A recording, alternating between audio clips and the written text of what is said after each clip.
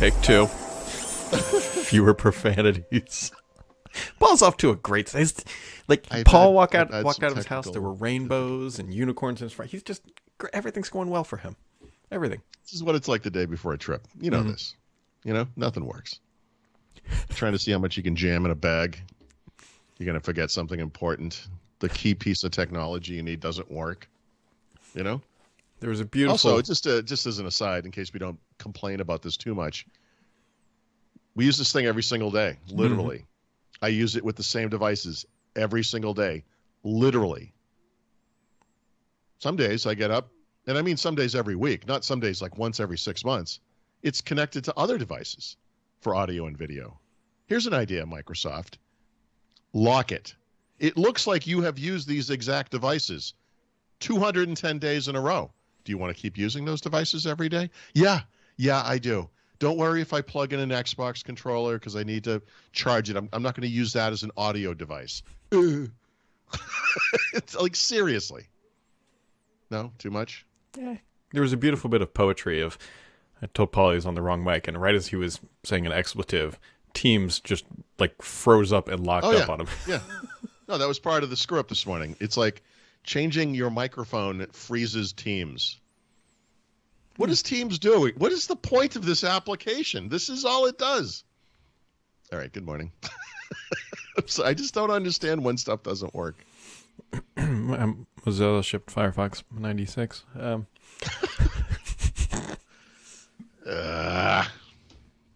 Maybe Linux Mint announces Mozilla partnership? That's true. No? How about the PS4 thing? That's kind of interesting. Yeah. I don't know. We have to see us a little slow. We've gone back to our December doldrums suddenly. Yeah, not surprising that the week after CES, maybe not the best time to announce stuff. Or early January, just in general, is not a great time. I had Tuesday, Wednesday, Thursday last week. I had like 8 or 9 articles to write every day. You know? Mm-hmm. Now I'm just treading water. I don't know what's going on. You could write about the new matte black Surface Go 3. I'm going to write about that when it's real. And honestly, who cares? You want a black Surface? Get a Pro, like a real computer.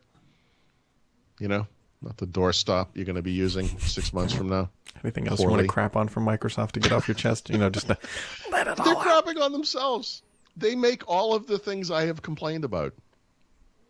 You're telling me that Teams doesn't know enough about audio devices to know that when I plug in an Xbox controller while connected with a commercial account, that I might not want to use that as an audio device? Are you kidding me?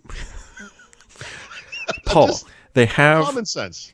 The cloud. They have the best AI on the planet. They tell us this time and time again. Former Microsoft engineer Ben, I believe that you pronounce it Slivka. You might have heard this name. I definitely know the name. I'm a little freaked at that off the top of my head. I can't remember what he did. I kind of associate him somehow with Visual Basic for some reason. I should look this up. Anyway, he actually has recommended that Microsoft spin off I read this. Windows and Office just to focus on the cloud. And that's a stupid idea. That doesn't make any sense. But except, I will say, as a Windows enthusiast, right, as someone who actually cares about that particular platform, actually, it'd be neat to have a company that just focused on that instead of on stupid advertising opportunities and links to their cloud nonsense. It's an interesting option. But it's an interesting. I agree. Yeah. The Office doesn't make as much sense because a lot of their Office is the cloud now, right? They're pushing towards that. But for Windows, you could see that could be an argument that's a little bit more viable, like purely Windows, because there's no. There's probably a group of people out there, and it's not possible to know how big it is, but who would welcome Office going back to a normal software, thing. Oh, sure. I don't think they expect to go buy a box in a Best Buy or anything, but I mean. And I guess I understand that, but I think those people are probably the minority, and are certainly the minority. And from a revenue perspective, it's probably not even close. But I mean, it's one of those things. It's provocative, and I'm not even sure if I'm going to write about it. It just seems like pointless debate. But this is at one point there were rumors that Microsoft was going to spin off Xbox, and honestly, I thought that made that made sense, and Yeah. you can make an argument today. It makes sense. I mean, they're kind of pushing Xbox to make sense in the cloud world, but then again, there was another headline that says, I get a rip on this on Twitter actually, that says Phil Spencer said that he doesn't see Xbox Game Pass replacing game purchasing. Really?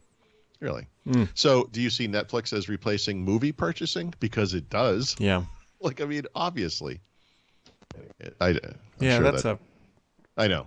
I think that's a partner friendly quote. I would. That's where I was headed to. It's like yeah.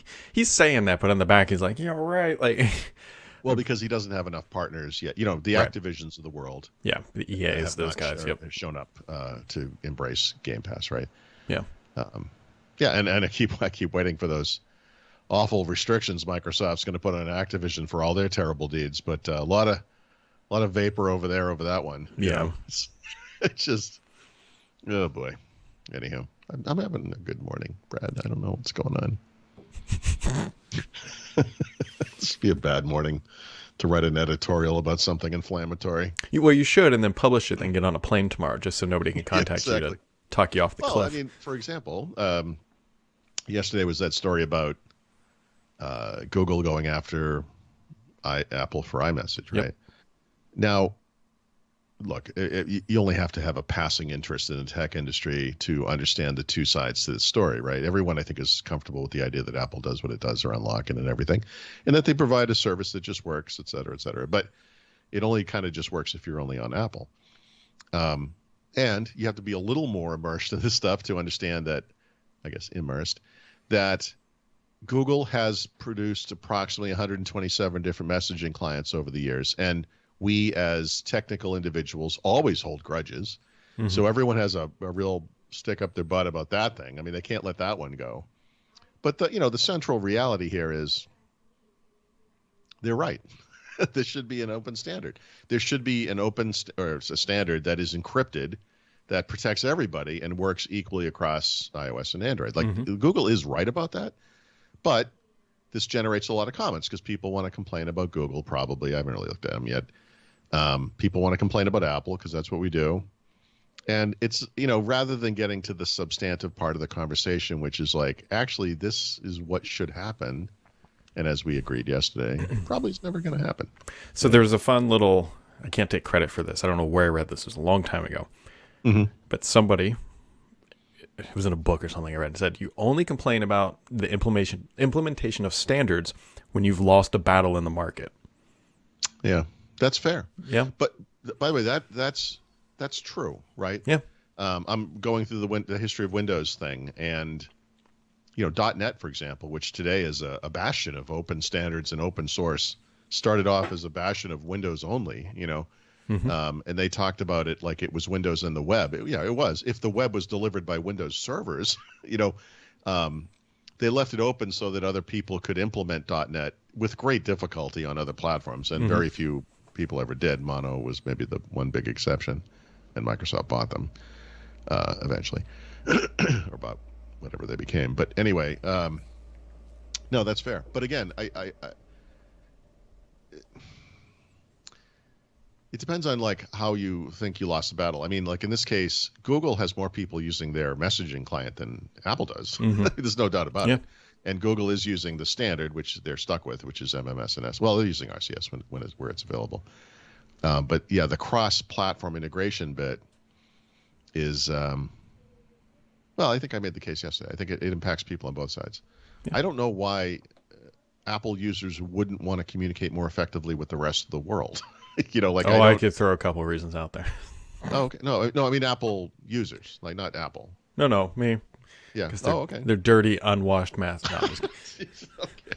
Wow. Well, as a recent member of this elite club, I actually agree with you. No, they never showered. No, I don't agree with that. I mean, look, I will be using Android phones this year. If Google ever gets its act together, I could picture going back to Pixel, of course. But that's not really the important. My wife uses an Android phone. Most of the people I know, most of my friends have Android phones. I mean, why? And it's such a weird thing to think about. Like it should just work. Yeah. I don't know. Too idealistic.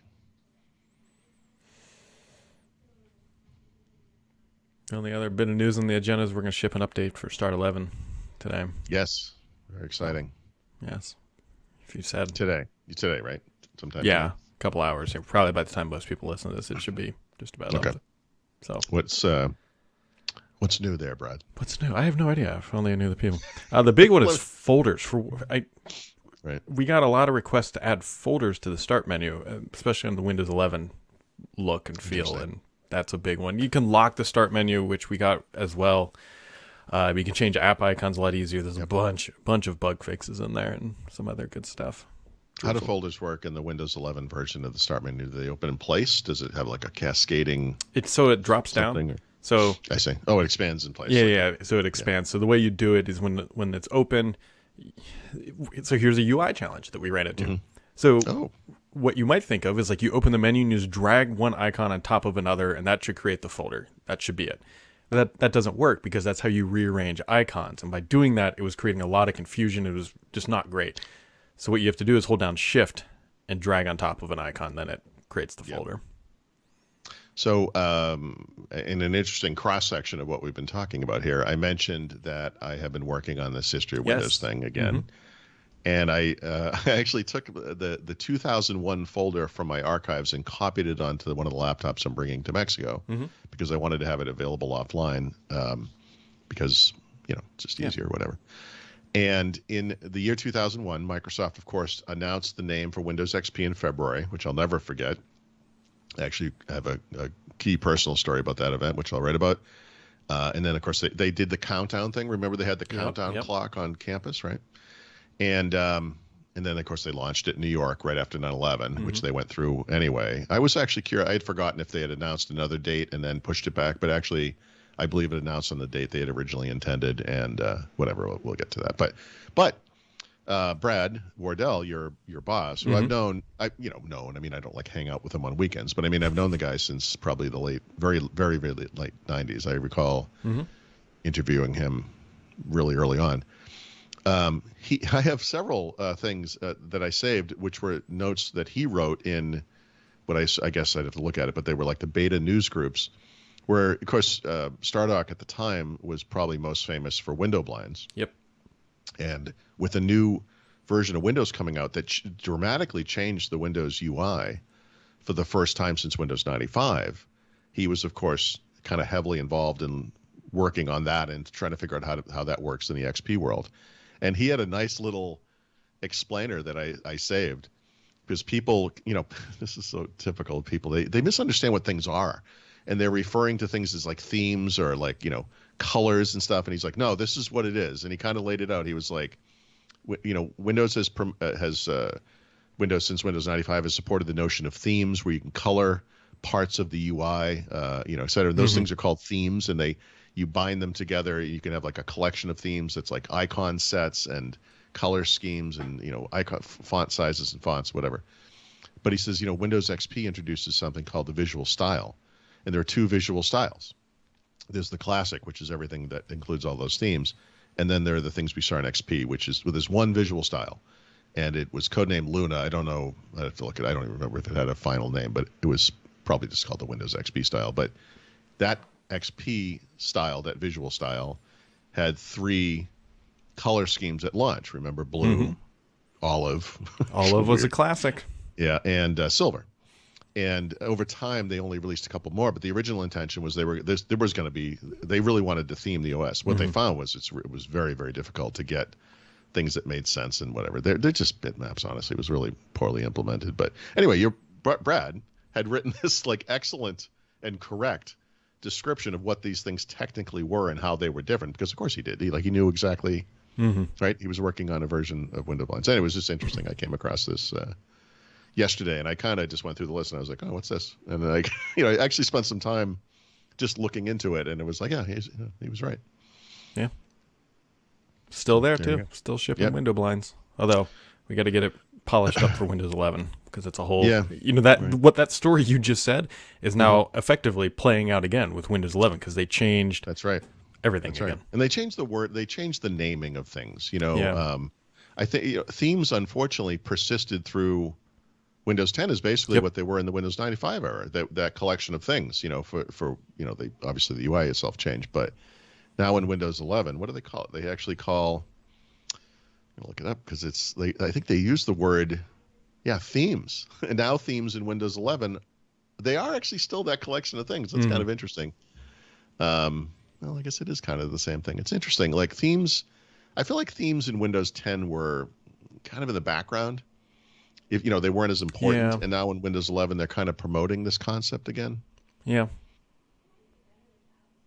Anyways, we'll be back Friday because Paul's off to Mexico. Yeah, tomorrow we're flying.